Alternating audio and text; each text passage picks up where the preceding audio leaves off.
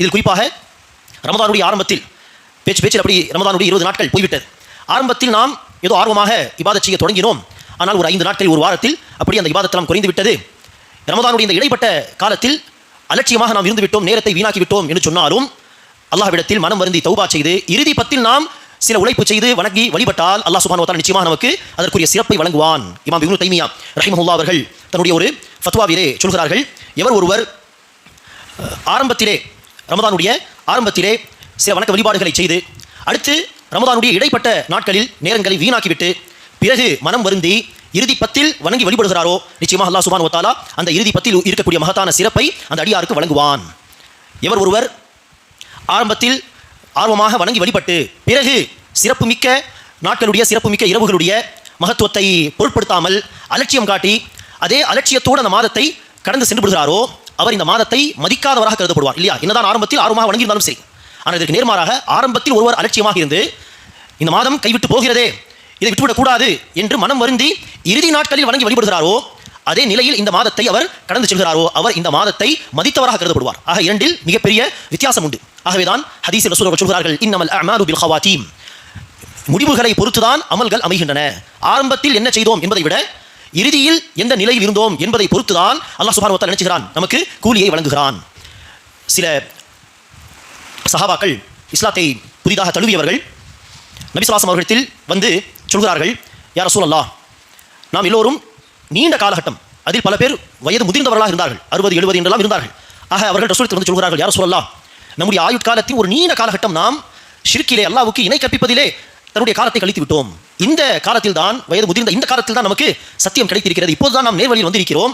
ஆக இவ்வளவு காலம் நாம் வழிகேட்டில் இருந்தோமே, அதோடைய நிலை என்ன, அல்லாஹ் என்ன செய்வானோ என்று பயந்தவர்களாக வந்து ரசூலிடத்தில் இவ்வாறு கேட்கும் பொழுது அல்லாஹ் சுப்ஹானஹு வ தஆலா அந்த நேரத்தில் சில வசனங்களை இறக்கி வைத்தான். அவர்களுடைய கேள்விக்கு பதில் தரும் விதத்திலே அந்த வசனத்தில் அல்லாஹ் சுப்ஹானஹு வ தஆலா ரசூலை பார்த்து அந்த மக்களை பார்த்து சொல்லும்படி சொல்கிறான், யா இபாதியல்லதீன அஸ்ரஃபு அலா அன்ஃபுஸிஹிம் லா தக்னது மின் ரஹ்மத்தில்லாஹ், என் அடியார்களே, நீங்கள் அல்லாஹ்வுடைய அருளை குறித்து அல்லாஹ்வுடைய ரஹ்மத்தை குறித்து நம்பிக்கை இழக்க வேண்டாம், நிராசை அடைய வேண்டாம். இன்னல்லாஹ யக்ஃபிரு ذுனூப ஜமீஆ, அல்லாஹ் சுப்ஹானஹு வ தஆலா எல்லா பாவங்களை மன்னித்து விடுகின்றான். ஆக ஷிர்கிலிருந்து தௌஹீதுக்கு வந்து விட்டால், குஃப்ரிலிருந்து ஈமானுக்கு வந்து விட்டால் முந்தை எல்லா பாவங்களை அல்லாஹ் சுப்ஹானஹு வ தஆலா அழித்து விடுவான். ஆக நீங்கள் நிராசை அடைய வேண்டாம், நம்பிக்கை இழக்க வேண்டாம் என்று அல்லாஹ் சுப்ஹானஹு வ தஆலா அந்த சஹாபா பெருமக்களுக்கு இந்த நற்செய்தி சொன்னது எல்லோருக்கும் பொருந்தும். யார் தவறு செய்து பிறகு மனம் வருந்தி நேரான பாதைக்கு வருகிறார்களோ அல்லாஹ் சுப்ஹானஹு வ தஆலா அவர்களுடைய அந்த இறுதி நிலையை தான் பார்க்கிறான். ஆரம்பத்தில் செய்த தவறுகளை அல்லாஹ் சுப்ஹானஹு வ தஆலா மன்னித்து விடுகிறான். அந்த 99 கொலை செய்த நபருடைய ஹதீஸை நாம் படித்திருப்போம். அவருடைய ஆரம்ப நிலை மோசமாக இருந்தது, பெரிய பெரிய பாவம், கொலை செய்வது என்கிற பெரிய பாவத்தை செய்திருக்கிறார். ஆனால் அவருடைய இறுதி நிலை என்ன? மனம் வருந்தி அவர் வருகிறார், திருந்தி வாழ வேண்டும் என்று முன் வருகிறார். அதற்கு முயற்சியும் செய்கிறார், வெறுமனே நியத்து கிடையாது, அதுக்கேற்ப முயற்சியும் செய்கிறார். அந்த முயற்சி ஒரு பகுதி தான் என்னது? திருந்தி வாழ்வதற்கு இடத்தை விட்டு தன்னுடைய சொந்த ஊரை விட்டு வேறு ஊருக்கு செல்கிறார், நல்ல மாஹோலில் தன்னை மாற்றிக் கொள்ளலாம் என்று. அல்லாஹ் சுப்ஹானஹு வ தஆலா அவருடைய இறுதி நிலையை வைத்து அல்லாஹ் அவருடைய பாவத்தை மன்னித்ததாக நபி ஸல்லல்லாஹு அலைஹி வஸல்லம் சொல்கிறார்கள். அந்த அடிப்படையில் அன்பானவர்களே, ரமதானுடைய ஆரம்பத்தில் நம்மில் சிலர் அல்லது பலர் ஏதோ சரியாக வணங்கவில்லை, நேரத்தை வீணாக்கி விட்டோம் என்று சொன்னால் குறைந்தது இப்போது இறுதி கட்டத்தில் இருக்கிறோம், ரமதானுடைய மாதத்தின் 3வது பகுதியை நாம் அடைய இருக்கிறோம், ஆரம்பிக்க போகிறோம். குறைந்தது இந்த நேரத்தில் மனம் வருந்தி நாம் இந்த மாதம் முடிவதற்குள் தன்னை சீர்திருத்திக் கொள்ள வேண்டும், இந்த மாதத்தை பயன்படுத்திக் கொள்ள வேண்டும் என்கிற அந்த எண்ணத்தோடு தன்னுடைய நியத்துகளை சரி செய்வதோடு அதை உறுதியாக்கிக் கொண்டு இந்த இறுதி 10 செய்ய வேண்டிய வணக்க வழிபாடுகளை நாம் செய்து இந்த மாதத்தை மஃபிரத்துக்காக வேண்டி பயன்படுத்தியவர்களாக இந்த மாதத்தை விட்டு நாம் வெளியேற வேண்டும். குறைந்தது இந்த முயற்சி நாம் எடுத்தால் அல்லாஹ் சுப்ஹானஹு வ தஆலா நிச்சயமாக இந்த மாதத்தை நமக்கு பயனுள்ள மாதமாக ஆக்குவான். இந்த இறுதி 10 ஆரம்பமாக இருக்கிறது. லைலத்துல் கத்ர் இரவை தேடும் வண்ணம் நபி ஸல்லல்லாஹு அலைஹி வஸல்லம் அவர்கள் இறுதி 10 நாட்களும் சொல்ல போனால் இரவில் கண்விழித்து மனைவிமார்களையும் அவர்கள் தூங்கினாலும் அவர்களை எழுப்பி இபாதத் செய்யும்படி கட்டளையிடுவார் என்று வருகிறது. இறுதி 10 நாட்களும். ஆக இறுதி 10 இரவுகளும் கண்விழித்து இபாதத் செய்தால் அதுவே மிக மிக சிறந்தது.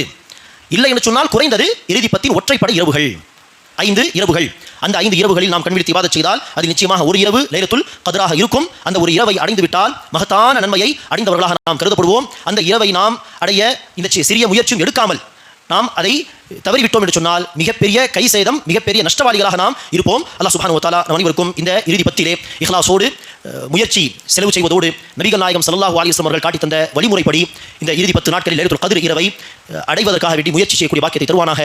இரவு தொழுகையை கடைபிடிப்பது, வித்ர் தொழுகை தொழுவது, குர்ஆன் அதிகமாக திலாவத் செய்வது, துஆ அதிகமாக செய்வது, இஸ்திக்ஃபார் அதிகமாக செய்வது என்று இந்த இபாதத்து தான் அந்த இரவில் வலியுறுத்தப்பட்ட இபாதத்துகள். இதற்காக அந்த நேரங்களை எல்லாம் அதிகம் செலவு செய்யக்கூடிய பாக்கியத்தை அல்லாஹ் சுப்ஹானஹு வ தஆலா நமக்கு தருவானாக.